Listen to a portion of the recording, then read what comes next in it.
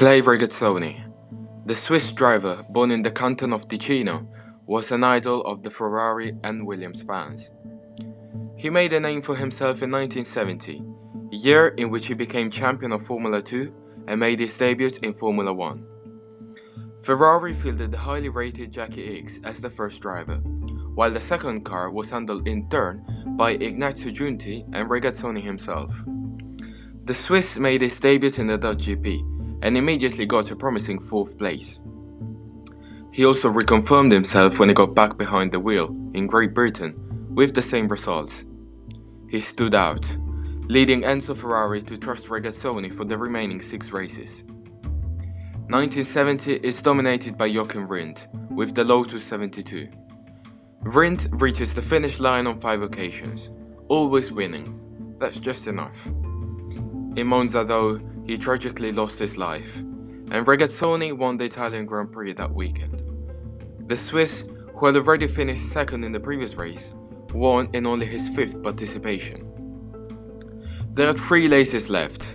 The championship leader Rindt is gone, and Regazzoni is 24 points away, while Ickx, who raced all the races, 26. In Ferrari, it was decided to bet everything on the Belgian, quite wisely, as both would need to win all races anyway to stand a chance. Out of the 3 races, Ickx will win 2. In the other, where he had got pole position, he suffered from mechanical problems and will only be 4th. For Regazzoni, there is a 2nd place in Canada and in Mexico from pole position, conquering 33 total points and 3rd place in the World Championship, despite racing only 8 races out of 13. Overall, it is a wasted opportunity because Regazzoni is 12 points behind Rindt. A few more podiums would have been enough to win the World Championship. Following the death of Ignazio Giunti before the 1971 season, Regazzoni retained the place together with Ickx. The two, who finished 2nd and 3rd the year before, are very confident, but the lack of reliability and subsequently competitiveness of the Ferraris will set off a disappointing 2-year period.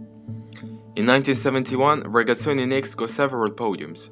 The Swiss is 3rd on 3 occasions, but he retires in all the other races until the last round. The following year, it's even worse. Regazzoni is once again 7th in the World Championship, with some podiums, but always many retirements. He then joins BRM for 1973, but both him and Enzo Ferrari will say that the door will always be open.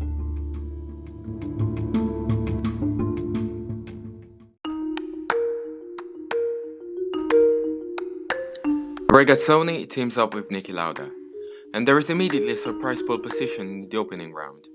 But it's all a bluff. The car is very poor.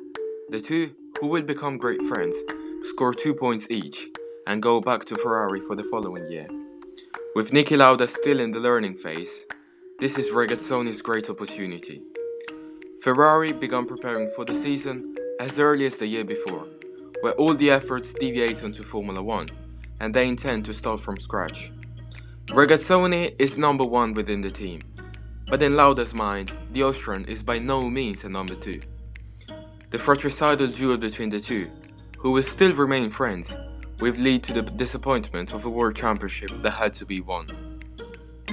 Regazzoni starts the year with 3 podiums in 4 races, and even if he has not yet won a race and there is a lot of balance, he's only 5 points behind Fittipaldi in the middle of the championship. There have been several episodes, however, which costed dearly. In Monaco, Regazzoni was leading ahead of Lauda. The Austrian, however, tried to attack him. He showed his nose at the slightest opportunity, and the Scuderia did not send any message to calm down. Lauda kept putting a lot of pressure. Clay got annoyed and he spun. He came back in great fashion, but was only 4th, while Lauda retired due to a mechanical problem only a few laps later. A terrible irony. In Holland, Lauda is 1st with Regazzoni 2nd, while in France, the two come 2nd and 3rd in the same order. The excellent performances of Niki continue to compromise the balance within the team, and all the points that the two take of each other will have massive importance at the end. Regazzoni finally wins in Germany, and with 4 races to spare, he seems projected towards championship glory, as two heavy Lauda mistakes so the Austrian gave away the lead. In Austria, Regazzoni misses the first opportunity. All three of his rivals are out, and he is second. But the car begins to slow down, and the Swiss returns to the pits, thinking it might be an engine problem. The mechanics study the car, and realize after more than a minute that the cause is actually a deflating tire. In Monza, illusion and bad luck hits him again. With 3 races to go, it would be wise to give team orders to preserve the few points Regazzoni has, but Ferrari does not consider the issue. Lauda takes the lead at the start, but he retires on lap 32, giving way to Regazzoni. With a win, the Swiss will climb up to over 10 points ahead of his rivals, and there will be no more story. There are 12 laps to go when the engine of his Ferrari blows. It is a massive hit, which sees the gap of Scheckter reduced to 1 point, and that on Fittipaldi to 3.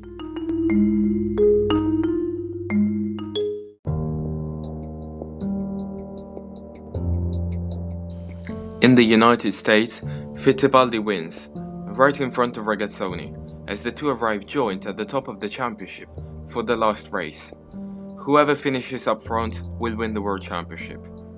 Given the competitiveness of the Ferrari, that scored 10 pole positions during the year, and has always seen a driver start in the front 2 rows, it's not impossible.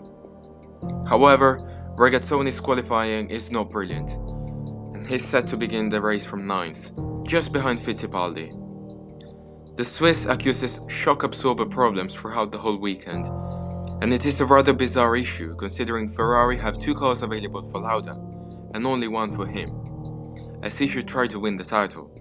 It's an unjustifiable choice, albeit given by the fact that the two had alternated the spare car during the course of the year, and this time it's Lauda's turn. Regazzoni suffers the problems in the race as well. He will be 4 laps behind and only finish 11th, but he will never give up and will want to keep running until the checkered flag. It is a lost opportunity which turns out to be the last chance of his career. Regazzoni will partner Lauda in 75 and 76, winning the Constructors' title on both occasions, but struggling a lot to make his mark. He wins in Monza in 75 and the United States in 76, finishing both years in 5th place.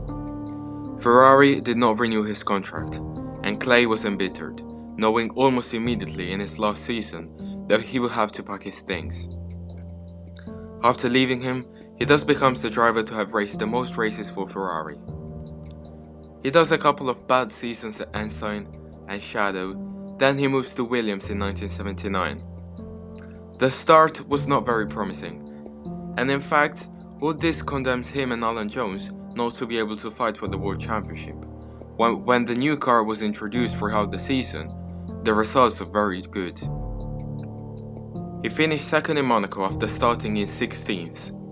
Then there is the first historic victory for the Williams team in home soil at Silverstone.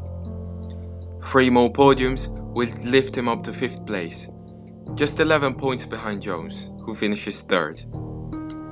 At the age of 40, Williams put him aside, but Regazzoni does not want to leave Formula 1. He loves the sport and continues racing, even if just for a little while. He returns to Ensign, but after 4 races, he has a terrible accident that will leave him paralyzed.